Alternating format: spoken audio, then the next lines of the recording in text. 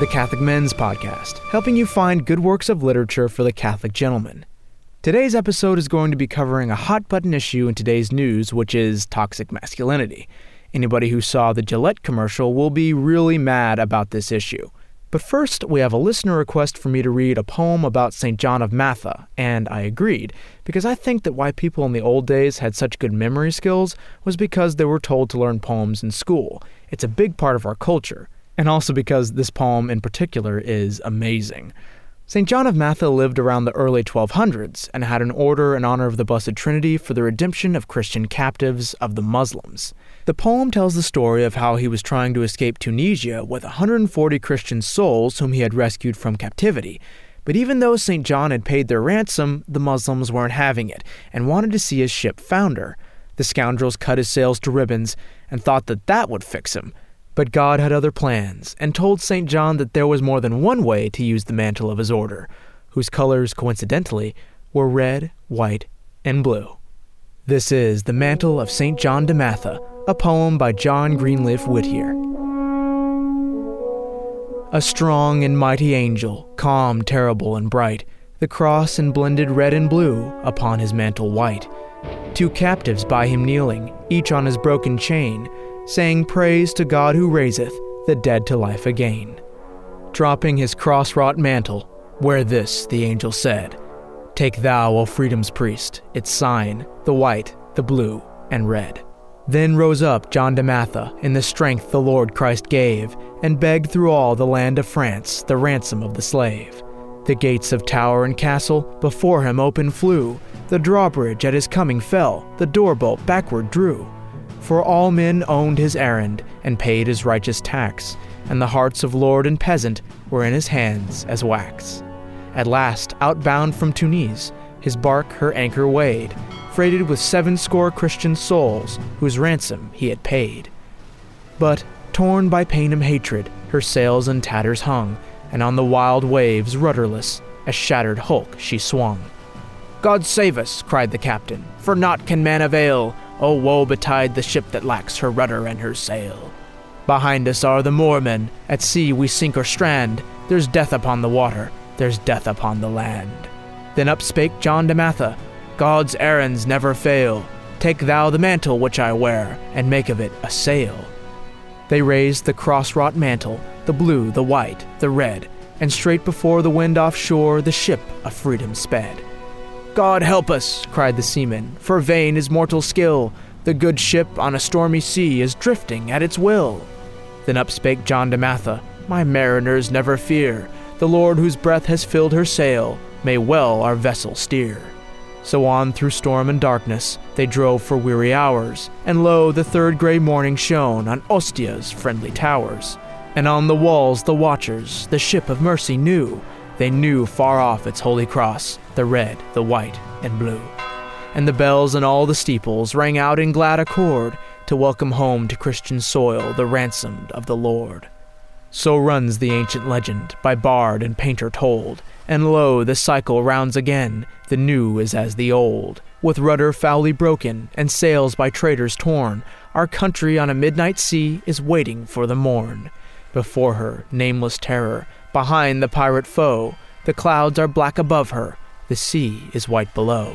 The hope of all who suffer, the dread of all who wrong, she drifts in darkness and in storm. How long, O Lord, how long?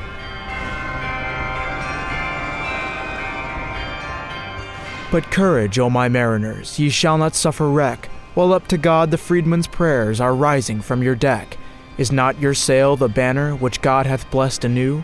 The mantle that de Matha wore, the red, the white, the blue.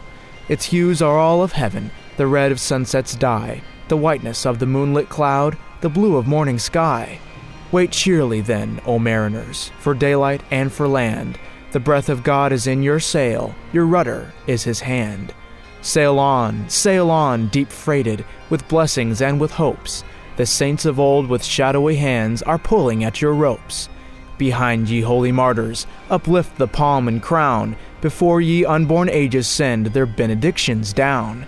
Take heart from John de Matha, God's errands never fail. Sweep on through storm and darkness, the thunder and the hail. Sail on, the morning cometh, the port ye yet shall win, and all the bells of God shall ring, the good ship bravely in.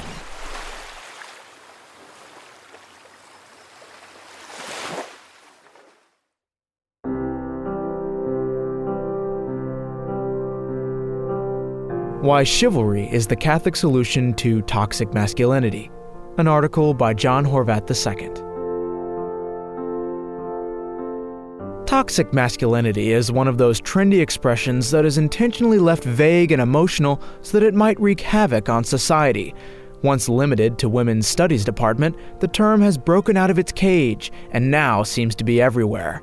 In these #MeToo times, everyone can claim to be a victim of toxic masculinity. For the most part, toxic masculinity is a description of what modern men have become.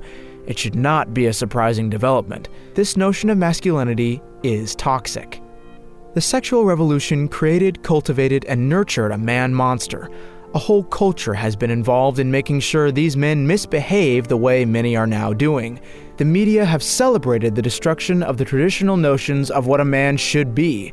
This effort has created a crazy mixed-up culture. Now, the Frankenstein's creators have turned upon him and condemned him, hanging a sign around his neck with the words "toxic masculinity" scribbled in bright pink. Media, entertainment, and academia everywhere reinforce a portrait of this man monster. They have imposed models of what men, especially young men, must be. Many of today's men have obliged by shedding the constraints of traditional male behavior and embraced a sinful life of promiscuity, unrestraint, and contradiction. This male model is also disconnected from responsibility, especially those of family. He's immature, infantile, and pleasure-driven. He's self-centered, given to seeking cheap thrills and risks that gratify his mediocre desires. He's the center of his little world, which might often be confined to his parents' basement.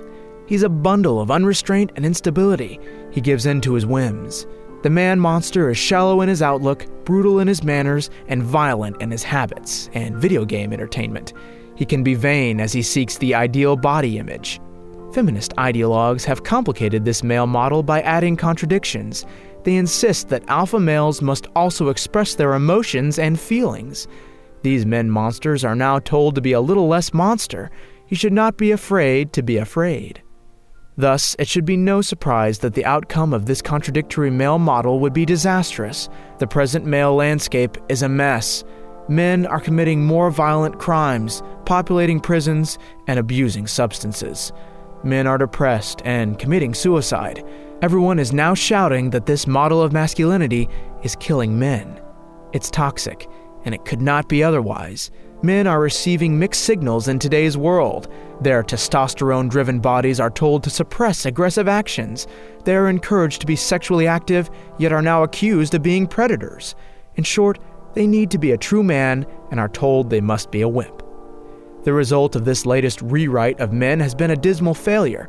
However, feminists are not satisfied with this male caricature, but now proclaim it is time to write masculinity off as altogether toxic.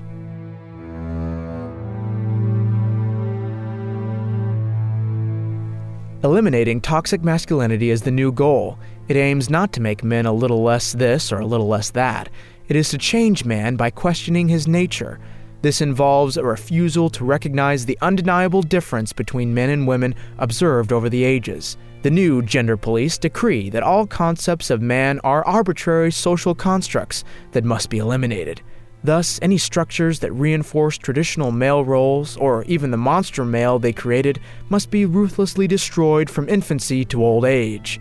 No more toy soldiers, no more violent sports, no more anything hinting of male difference. The American Psychological Association, for example, just released guidelines to help men and boys deal with traditional masculinity ideology that hinders their full development. The 3 most destructive words that every man receives when he's a boy is when he's told to be a man, says author Joe Ehrman, an ex-football coach that challenges traditional notions of masculinity. Thus, the deconstructed male must not be tough or aggressive at all. He must be emotional.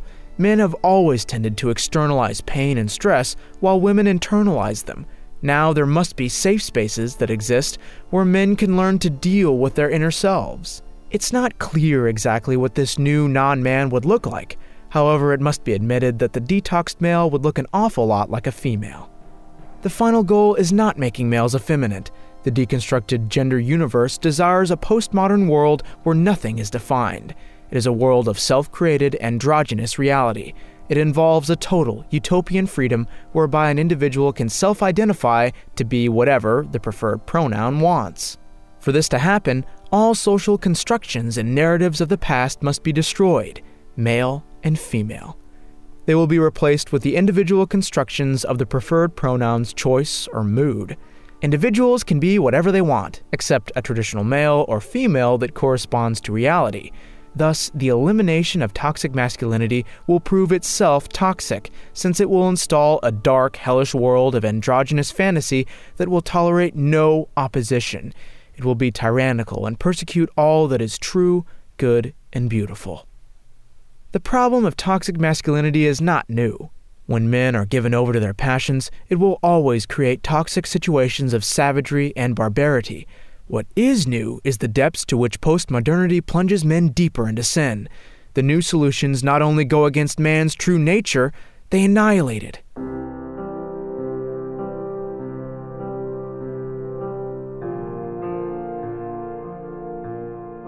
It was the church that tamed the human passions and proposed models for men that elevated them to unimaginable heights.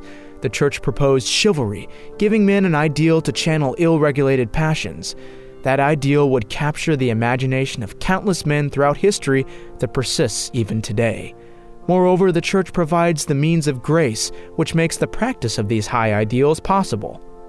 For the first time in history, being a man meant admiring and striving for virtues such as mercy, courage, valor, chastity, fairness, protection of the weak and the poor. Being a man meant adopting an attitude of gentleness and graciousness to all women, a practice unknown to the ancient pagan world that often treated them as chattels. It introduced the idea of honor, service, and abnegation, even to the point of giving one's life.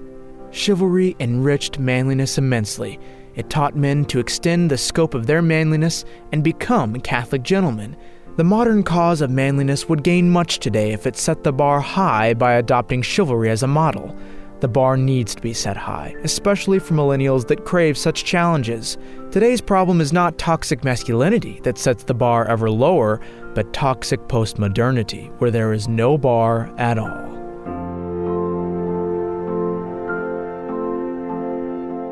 Thank you all for listening. Thank you to all my donors, and thank you for all the listener suggestions. They really help. And to one and all, Godspeed.